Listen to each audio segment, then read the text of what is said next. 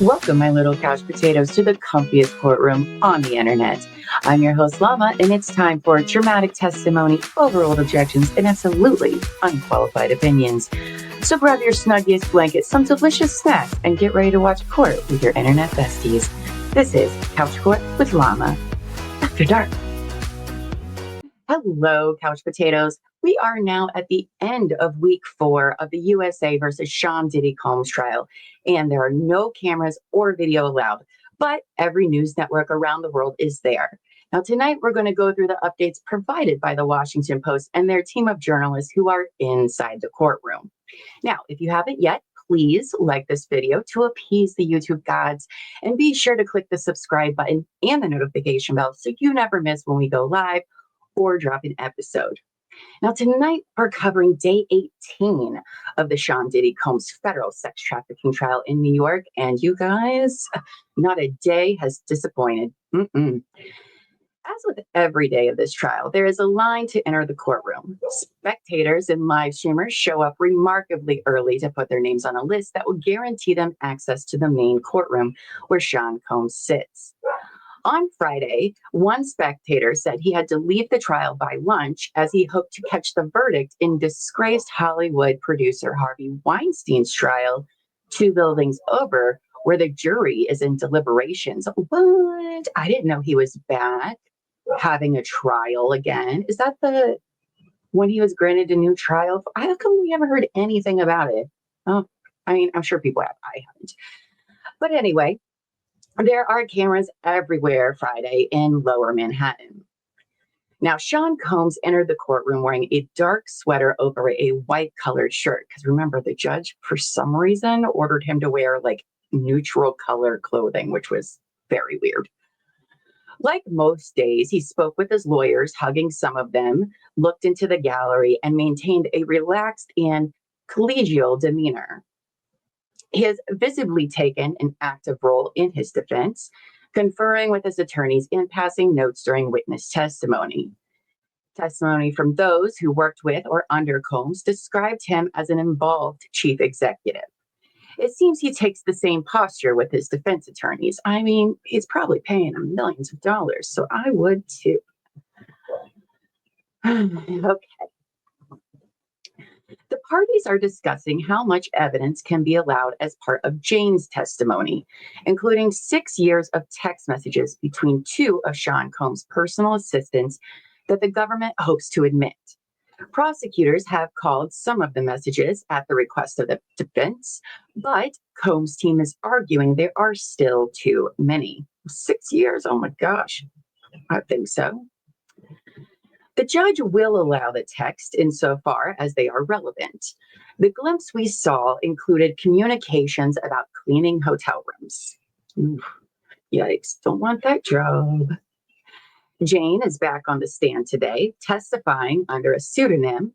She spoke yesterday of how her passionate and exciting and sometimes taboo relationship with Sean Combs devolved into forced sex acts under financial duress.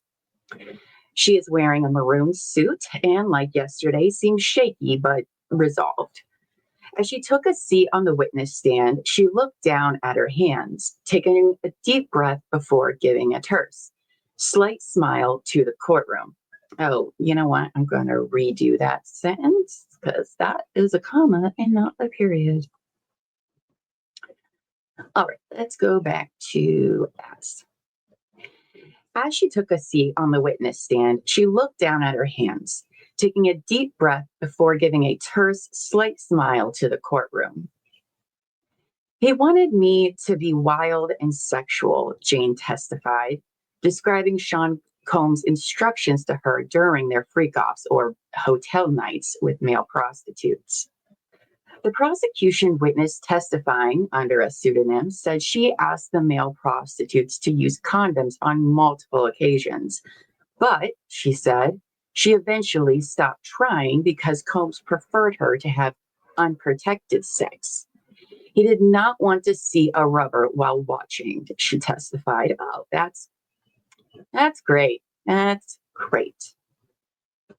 On Thursday, Jane told jurors that freak-offs would typically last 24 to 30 hours. Yes, you heard that, 24 to 30 hours, during which Combs would watch her and the escorts perform sex acts while he masturbated.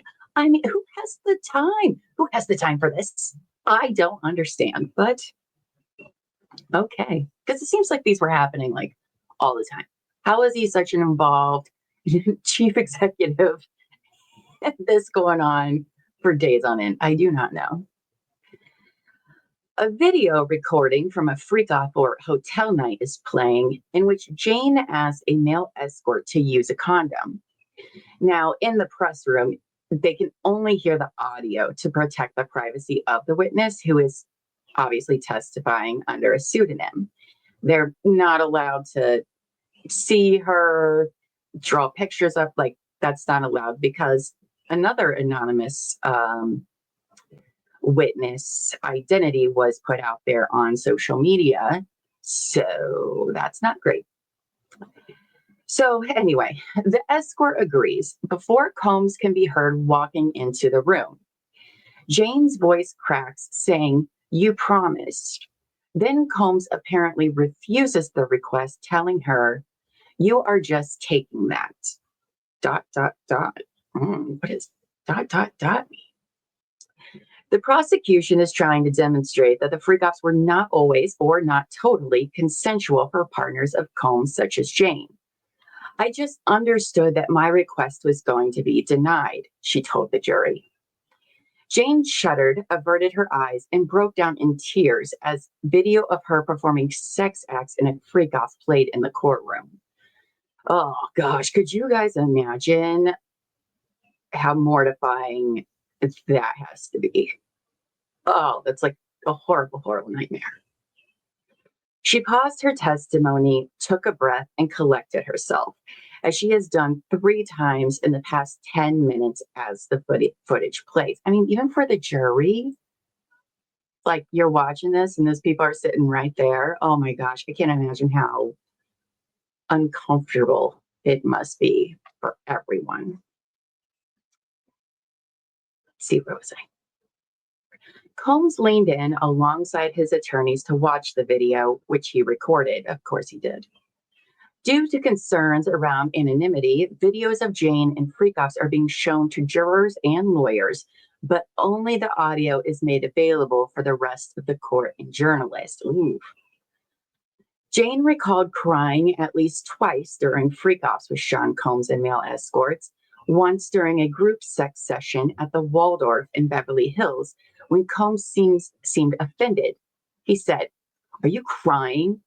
and just looked like disgusted with my face, Jane testified. Oh, this guy. The second time was in Miami, when Jane said she was so high she was intermittently blacking out. Jane clung to Combs' butler in desperation before Combs made her have sex with an escort, she testified. Later, she said, she broke down in tears in the shower with Combs. He just said, "Don't fucking do this right now. I'm high and I can't fucking see that. I'm too high," Jane told the jury. What a guy. What a stand-up guy. Remember, his lawyers are like, what a stand-up guy. Eventually, Sean Combs only wanted to have sex with Jane after she had spent hours with a male prostitute. Oh, God.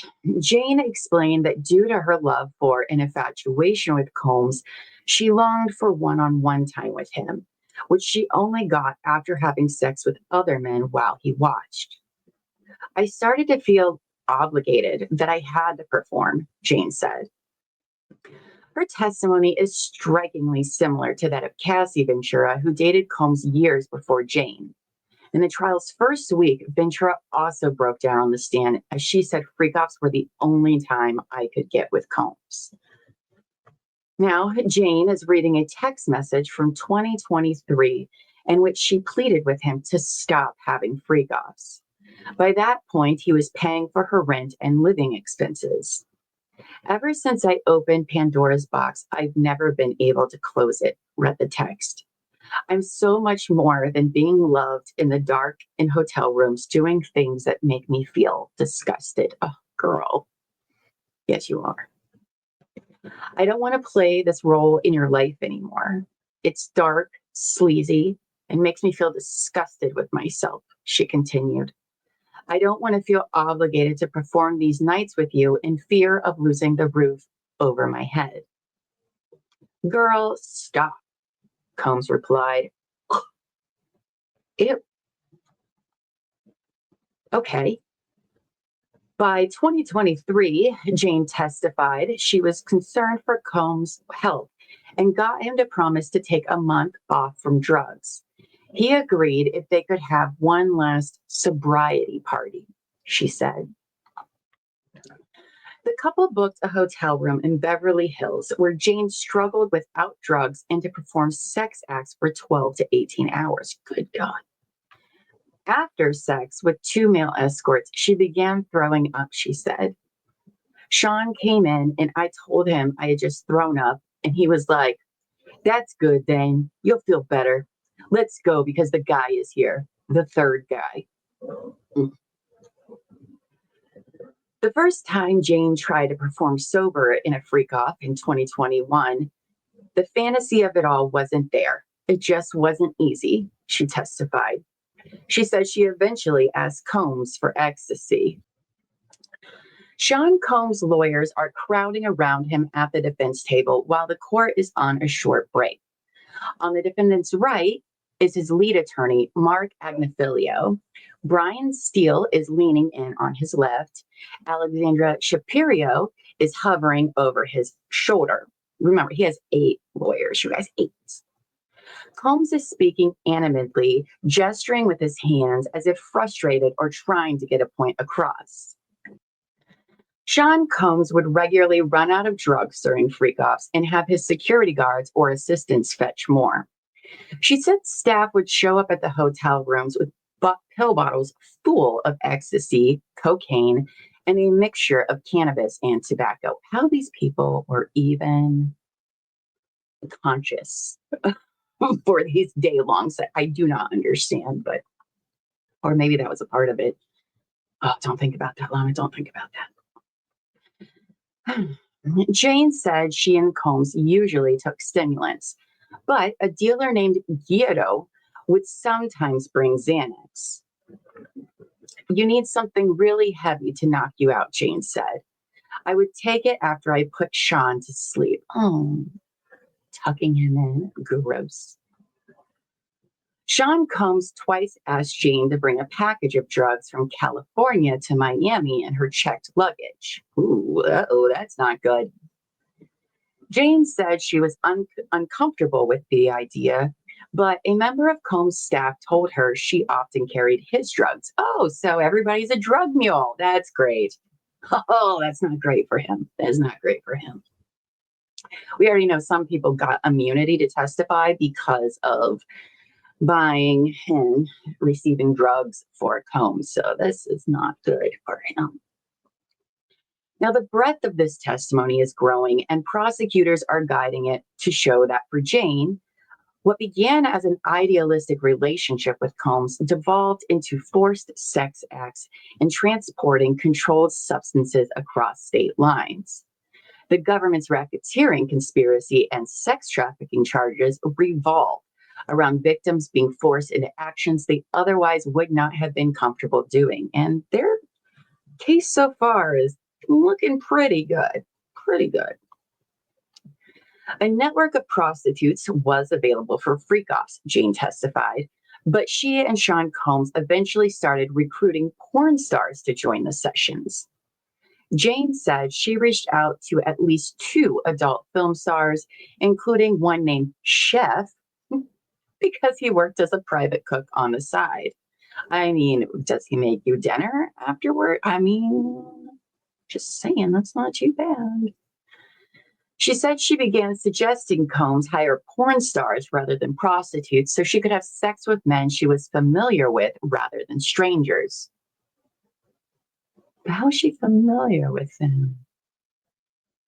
Okay.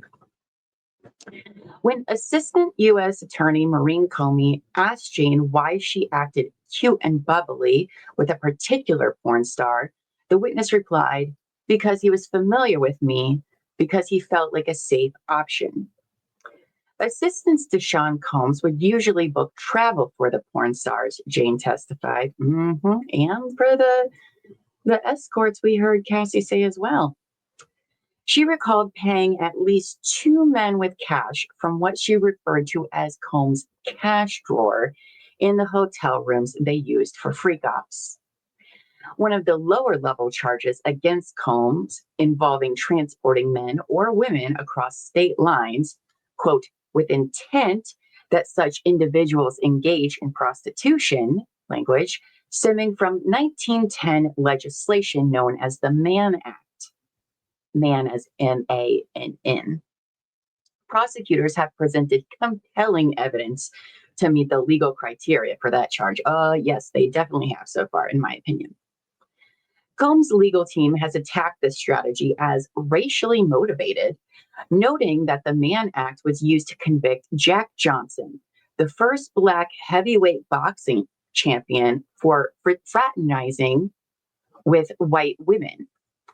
President Donald Trump posthumously pardoned Johnson in 2018. I'm not familiar with that case, so I don't have an opinion on that. I'll have to look into that. That's interesting. Jane broke down on the stand as she told the jury that Sean Combs surprised her with male prostitutes during her birthday celebration in 2023. Oh, just like when it was Cassie's birthday and she wanted to do karaoke and hang out with her friends. And he was like, nah, we're going to go have a freak off. Oh, this guy doesn't know how to celebrate birthdays. After Jane told Sean Combs she didn't want any more freak offs, she testified, he promised her a night alone if she flew to New York City. While she waited for him in an SUV outside the Trump International Hotel, she told the jury she noted one of the hotel rooms was lit up in red. I was like, wow, that's extremely obvious, Jane recalled, the red light room. Now, we've heard testimony throughout the trial that Combs meticulously prepared hotel rooms for freak offs with supplies and decorations, including mood lights. Jane has previously testified that he liked red lighting for the freak offs, which she said is exactly what was waiting for her in the red room in New York. I mean, apparently they're supposed to make your skin look really nice, but I don't know. Sean Combs sometimes ran out of cash as well as drugs during his marathon freak-offs. Combs would typically pay escorts, and if the events ran long, Jane said, he would have one of his employees bring more cash to the room, much like staff routinely supplied pill bottles full of illegal drugs. Prosecutors are hoping to underscore the amount of cash and illegal activity that flowed through a single night in one of Combs' freak-offs. The defense has painted the events, though, as consensual parties. Now, Jane developed urinary tract or yeast infections after nearly every freak-off she testified. That is no surprise. I mean, with those out, yeah, that's no surprise. And those are not comfortable. And for the men watching, they are horrible. Her back and shoulders often hurt afterwards because I would be at the edge of a seat or the edge of a bed in the position that he, Sean Combs, liked. Combs would sometimes make Jane have sex with escorts in another freak-off before her previous UTIs had healed, she said. Oh, that's not cool. That's not cool at all. It felt like burning and constant urination. Her pelvic area also hurt during freak-off, she testified, but she didn't feel comfortable complaining because Combs wanted her to stay positive. Oh, God, I hate this guy.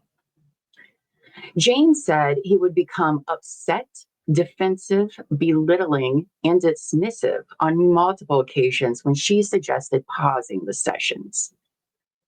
Does he know what sex dolls are at this point? I mean, my God, why would you put anyone through this?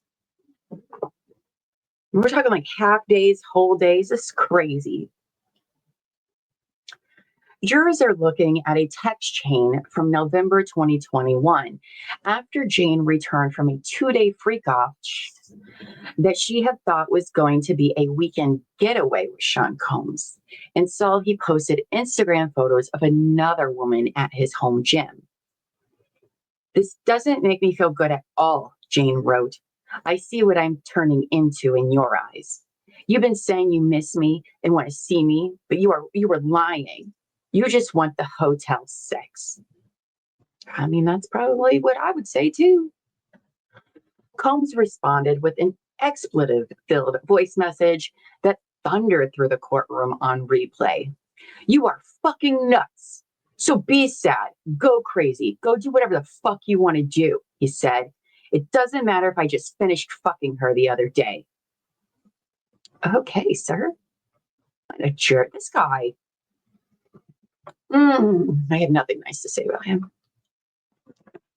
Jane has spent the past hour outlining relationships that she said Sean Combs had with other women when the two were dating. Jane said she began a relationship with Combs on a trip to Miami and later Turks and Caicos in early 2021. I don't know if that's how you say it, but that's what we're going with. She said that as time went on, 90% of their sex involved other men, as Combs made Jane perform in freak-offs, but that she still considered him her lover. In one instance from 2023, Jane said Combs took another woman to Turks and Caicos during Jane's birthday. Isn't he so nice? "It really feels like you use me to get off, then you go off for a week," Jane texted Combs. "You've promised me a getaway for years, and all we do is hotels," she wrote, referring to times Combs promised her romantic getaways that turned into freak-offs. This ties into charges that Combs trafficked women using his charisma and wealth to lure them into positions in which they were beholden to Combs, both emotionally and financially. A lawyer for Sean Combs' ex-girlfriend alerted the judge that social media accounts and news outlets are attempting to reveal the anonymous witness's identity as she testifies about Combs' alleged abuse under the court-approved alias Jane. Attempts to out Jane threaten her safety and privacy, the lawyer said while the jury was out, and the witnesses team is reaching out to those parties for the purposes of future enforcement. You guys, a lot of people have been trying to figure out who these anonymous people are, and I know that their identities have went out there, and it's just not cool. It's just not cool at all. I understand this is a high profile case, but it's none of our business, that they already have to live with this trauma. They don't need the stigma attached to their name or their kids, for Pete's sake, think of their kids. Hey, they don't need to see this. It makes me so mad, because then that makes other people that have suffered abuse and things like this not want to come forward because they feel like they can't be protected. And especially from somebody as powerful as Combs. We've heard of the crazy things that he has allegedly done, like blowing up cars, going to try to shoot up Suge Knight. I mean, this is a dangerous man. I mean, he knows who these witnesses are. He's entitled to. But the rest of us, I don't really think that we need to know that. So if you see it on social media, please don't share it. All right, don't contribute to that nonsense, because I think it's gross. The judge asked the lawyer to send along any information her team has regarding the matter. I also think that some of these people might find themselves in contempt of court. They do that in England, by the way. They did that with the James Bulger case, when people tried to out the defendants in that. I don't know if we do the same thing. We should. Jane said she tried to distance herself from Sean Combs for a period in early 2023. He texted her, called her, and had his butler and assistant reach out to her, she testified. Combs eventually sent her a message saying that he would like to make up for her missed birthday by going on a lavish trip. Jane agreed to reconnect. Oh boy, I think we all know where this is going. I remember that's when Sean and I started opening communication again. We were bickering, but he was adamant that we should see each other, and I missed him as well. And I wanted to see him, Jane said. I loved him. Jurors are looking at images of Sean Combs and Jane on vacation in 2023. Combs on a beach smiling, the couple posing cheerily. The supposedly one on one trip was Combs' idea to win Jane back after she tried to cool their relationship. But shortly after arriving, Combs seemed bored and invited a male escort and personal trainer to join them. Go figure. We had another one of these long nights, Jane told the jury, who did not know an escort would be joining them. At one point, she said, she had sex for more than 24 hours. It was just really painful, said Jane. I was extremely sore at this point. I mean, yeah, girl, yeah. Sean Combs, however, is still paying her rent, Jane said, even as she testifies against him. What? Oh, wow. Oh, boy. This is part of the verbal love contract she and Combs agreed to in 2023. Oh, that's interesting. Okay. The contract stipulated a $10,000 a month payment to Jane and is a key feature of their relationship and how prosecutors allege Combs wielded influence over her. Now, Jane described how each time she saw him after the contract was agreed upon, she was forced to perform sex acts with other men. If she did not wish to participate, Combs would follow up with a threat. Okay, this is weird. This is weird. I don't know how I feel about this. This is interesting. This is very interesting. Okay. Jurors have already seen text messages where Jane told Combs she did not want to feel beholden to him at the expense of losing her home. Sean Combs doesn't just pay Jane's rent. He also paid for her teeth because he didn't like them, his ex-girlfriend testified. Ew. I mean, nice they paid for him, but like, that's so rude. He wanted me to go to this dentist and get new veneers, Jane said. It was Combs' assistant, Christina Courtroom, who made the appointment for her, Jane. Later, Combs referred to these gifts when Jane pushed back against his wishes. What was he going to do? Take her teeth back? Like, what? Okay. Look at the roof over your head and that pretty smile, Combs said to her in a text after she told him she didn't want to do debauchery, meaning a hotel night. Okay. Now, Jane has spent a lot of Friday reading aloud long chains of text messages between her and Combs, explaining in fine detail the sex acts that she said she felt obligated to participate in, as Combs flexed more psychological and financial control over her. She was in the middle of reading another long text chain when someone in the courtroom sneezed. Jane didn't break stride, giving a reflexive bless you before pressing on. That's nice. Jane is reading aloud text messages that Combs sent leading up to an all-star party. Oh boy. Oh boy. What is an all-star party? He has so many names for these things, but we have not heard of what an all-star party is. So maybe we'll find out. The party was a type of freak-off, but with multiple men and for a longer time. What is longer than 30 hours? Okay. Jane had previously texted Combs asking for help purchasing furniture, but said that she did not want to participate in the all-star party because she was feeling anxious and tired from prolonged drug use. No words. Combs responded with a series of insults, which she read aloud to jurors. She eventually told Combs she wouldn't attend due to her period. Don't stress me about money ever again, Combs wrote in a string of crude text messages. Jane continued reading a string of Combs' messages in which he berated Jane for canceling a hotel night. Now, Combs, who is leaning on the defense table with his arms crossed, could be seen drumming his fingers on his arm while Jane spoke. Combs has, for the most part, kept his reaction to testimony fairly contained. He doesn't often telegraph anxiety or discomfort. Ooh.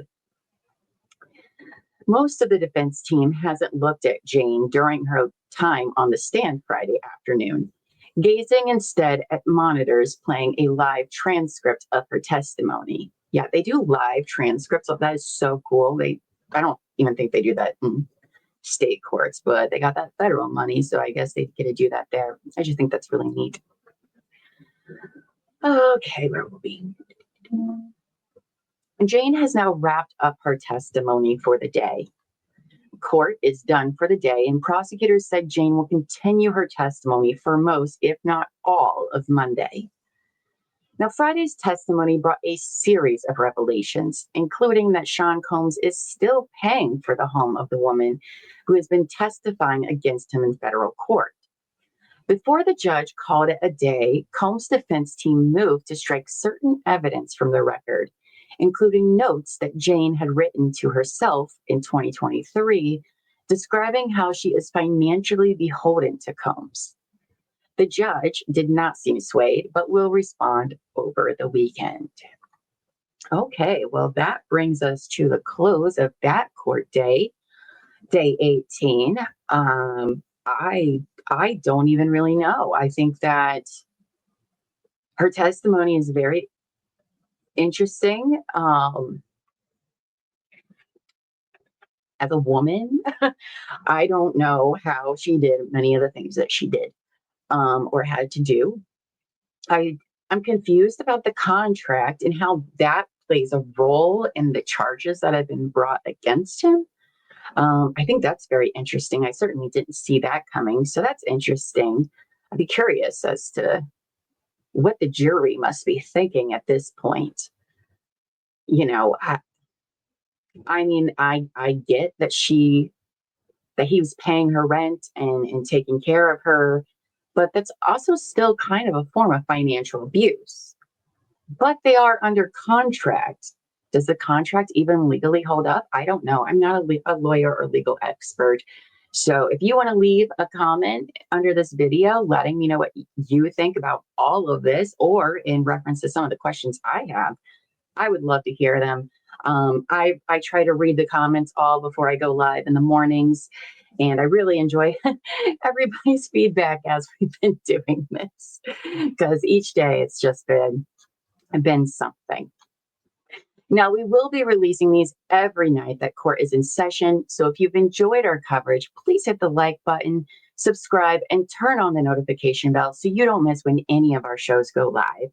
You can also find all of our Diddy coverage in our USA versus Sean Diddy Combs playlist. And if you have social media, share this video on social media. Let the world know what Sean Diddy Combs has been up to.